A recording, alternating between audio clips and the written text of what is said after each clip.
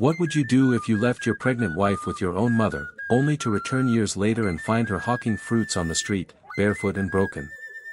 This is the heartbreaking story of Chike, a young man who traveled to the USA with dreams of a better future, but came home to uncover a betrayal so deep, it changed everything. Please grab a seat, because this story will move you to tears and make you question the people we call family. It was a humid Wednesday morning in the small town of Amuaker, and the air felt unusually heavy, like it was carrying the weight of unspoken emotions. Chike stood outside his mother's compound, bags packed, passport in hand, and his eyes locked onto the most beautiful woman he'd ever known, his wife, Amara. She was only 3 months pregnant, her belly still small, but the glow on her face shone like the rising sun. She smiled through tears, her hands gently resting on her stomach, as if already protecting the life growing inside her. Chike was finally traveling to the United States. After 2 long years of struggling to secure his visa, his dreams were finally coming true. He had one mission, to build a better life for his family, for Amara, and for the baby they were expecting. But even as he smiled, a knot of pain twisted inside his chest. Leaving her was the hardest decision he'd ever made. Amara, he whispered, holding her hand tightly. I'll be gone for just a while. I'll send money every month. Mama will take care of you. I swear, I'll come back and take you with me. Just hold on for me. She nodded, wiping her tears, trying to stay strong for him. I'll wait. Just promise you won't forget us. I can never, he said, his voice cracking. You're my heart. His mother, Mama Neka, stood by the door, arms folded, watching with a stiff face. She had never truly liked Amara. In her eyes, Amara was a weak village girl, not good enough for her only son. But Chike didn't notice the silent bitterness hiding behind her fake smile. As Chike left in the bus that took him to the airport, Amara waved until he disappeared from view, unaware that her journey of pain had just begun. The first week, Mama was warm, kind even. She cooked for Amara, asked about her health, and told neighbors that her son's wife was like a daughter to her.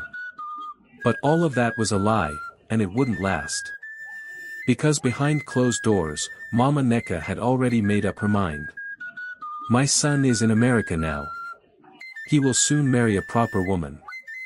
This girl should not think she's now queen of this house because of one pregnancy. That night, she gave Amara a small tray. You can't be eating for 2 and doing nothing, she said. Tomorrow morning, you will start selling oranges. We need money. Antenatal is not free. Amara blinked in shock. But Mama. Chike sends money every week. And who collects it? Me. And as the head of this house, I will decide how it's spent. If you want good care, you must work for it. Amara didn't sleep that night. Her chest was tight. Her baby kicked softly, almost as if sensing her pain. The next morning, barefoot and confused, she stepped out with the tray balanced on her head. She walked past the same neighbors who had once greeted her with joy and praise as Chike's beautiful wife. Now they watched her with pity. Some whispered. Some laughed. But Amara kept walking. She walked for her unborn child. She walked for hope. She walked because she believed, somehow, that Chike would come back and find her, before it was too late. Months had passed. Chike, now living in a small shared apartment in New Jersey, USA, worked day and night. He washed dishes in the evening and packed boxes in a cold warehouse at night. It wasn't easy, but each time he checked his phone and saw the photo of Amara and their unborn child, the last picture they took before he left, he found the strength to keep going. Every 2 weeks, he wired money home, always addressed to his mother for Amara's upkeep and antenatal care. He'd also send long, heartfelt messages asking about Amara's health, the pregnancy, and sometimes attach a voice note. But what he didn't know was that his mother never shared a single word of those messages with Amara. Mama Neka had blocked Amara from using Chike's phone and told her, Chike is busy. America life is not easy. When he has time, he'll call. Stop acting like a child. Amara's face would fall each time she asked to speak to her husband. But Mama always found a way to dismiss her. Wetin you want tell him SEF? That you're enjoying yourself and not lifting a finger in this house. Tufiakwa. I will not allow my son to be deceived. Meanwhile, Mama Neka kept receiving the money and spending it on herself, new lace wrappers, gold trinkets, and even giving money to her church women's group, proudly claiming, my son day America. He day send me dollars every week. Not all these useless children way day jobless for this village. Amara, on the other hand, had become a shadow of herself. She now hawked oranges under the hot sun, carrying not just a tray on her head, but the weight of rejection, betrayal, and loneliness. Each day, as her belly grew, so did the whispers in the village. Is it not Chikia's wife? Why is she selling fruits like a widow? She must have offended her husband's people. I hear Chikia has married a white woman. You know these village girls, always thinking they've arrived. Even worse, Mama Neka had planted lies in Amara's ears. One rainy evening, as thunder rumbled through the sky, she stood before Amara and dropped the bombshell. You think you're still married? My son has moved on. He has found a woman that fits his status. You better forget about him. You're just here for now, and after you give birth, we will know what to do with you. Amara's heart broke into pieces. That night, she cried until her pillow was soaked. She held her belly, whispering to her unborn child, we are all we have. Don't worry, my baby. Mama will not give up. But deep down, she feared it was true. Maybe Chikia really had forgotten her. Back in America, Chikia sat by his window, writing another email to his mother. Please take Amara for her next scan. Tell her I love her. I'm planning to bring both of you here soon. I miss you all terribly. He hit send, unaware that every word he wrote was buried in silence by the one person he trusted the most. It had been nearly 8 months since Chikia left Nigeria. His papers had finally started processing well in the US, and though he still worked long shifts, he had saved enough to surprise his wife with the biggest gift of all, his return. He didn't tell his mother. He didn't even tell his friends. All he wanted was to walk into his home, embrace his wife, kiss her swollen belly, and whisper, you held on. I'm back. The plane touched down in Lagos. From there, he boarded a long-distance bus to Umuahia, heart pounding the entire journey. He had imagined her glowing, perhaps a little rounder, maybe sitting at home knitting baby clothes or sipping zobo. But what he saw instead broke him. As his Kiki slowed to a stop near the village junction, Chikia noticed a heavily pregnant woman standing in the sun, shouting, buy your sweet orange. Fresh oranges. 1 for 100 Nigerian nairas. She had a tray on her head, sweat trickling down her face. Her wrapper was worn, her slippers mismatched.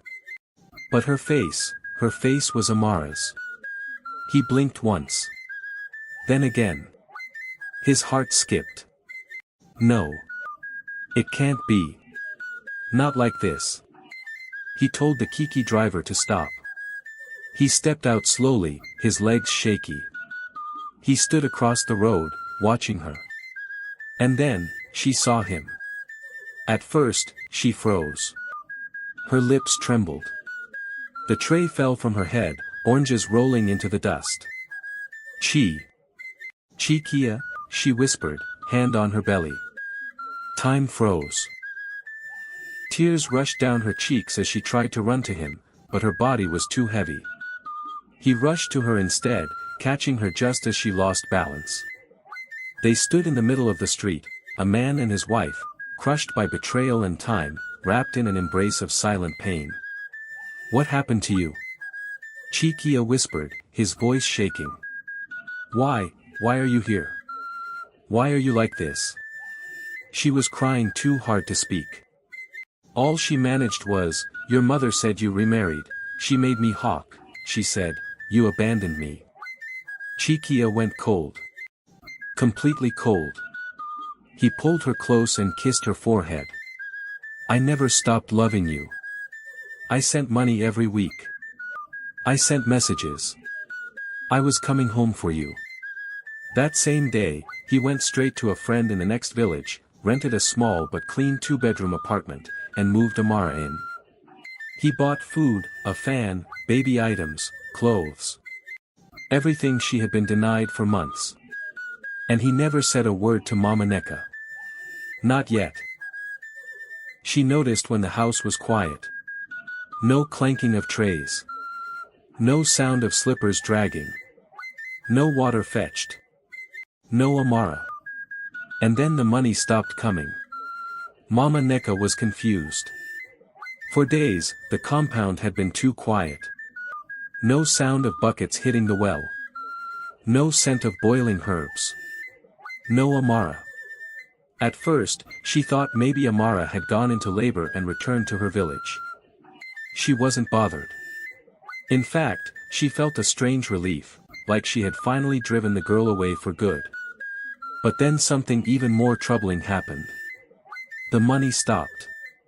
No weekly alerts. No WhatsApp messages. No voice notes. Chike, my Pekin, what's going on, she muttered, checking her phone for the 100th time. She tried calling him, his number rang, but he never picked. She sent voice notes begging him to respond. She even called some relatives in the city. Has Chike called you? Did he return to America? None of them knew anything. Panic began to rise. She finally decided to visit the town to ask about Amara's whereabouts. And what she heard shook her. Amara? Oh, she's living in the next village now. Chike is back. Didn't you know? Her legs almost gave way. Chike was back. And he never came home.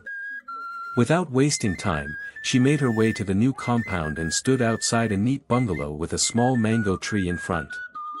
She knocked. No one answered. But through the window, she saw Amara, dressed neatly, her face calm, her hands on her now almost full-term belly, sipping a glass of juice. Then she saw Chike walk in behind her, carrying a basin of fruits. He smiled at his wife and kissed her cheek gently. Mama Neka couldn't hold back the tears. My own son is hiding from me. She returned home, sat under the mango tree, and wept like a child. That evening, she swallowed her pride and went back. This time, she sat on the front steps until Chike came out. Mama, he said, standing tall. You knew I loved her. You knew she was my wife. Yet, you lied. You took her dignity and sold it for wrappers and praise from other women. Why? Mama fell to her knees, trembling. I was wrong. I was selfish. I thought I was protecting you, but I hurt her. I hurt you. Please, my son, forgive me. Chike didn't respond immediately. He looked at her, the woman who birthed him, raised him, but had also betrayed him. Then, softly, he said, I forgive you, Mama. But I can't forget. From now on, I will still send you money. You won't lack. But my heart, my home, belongs to my wife. He turned, walked inside, and closed the door gently behind him. Mama sat there, in the quiet evening breeze, tears on her cheeks, not of joy, but of regret. And in that moment, she knew, some bridges, once burned, are never rebuilt.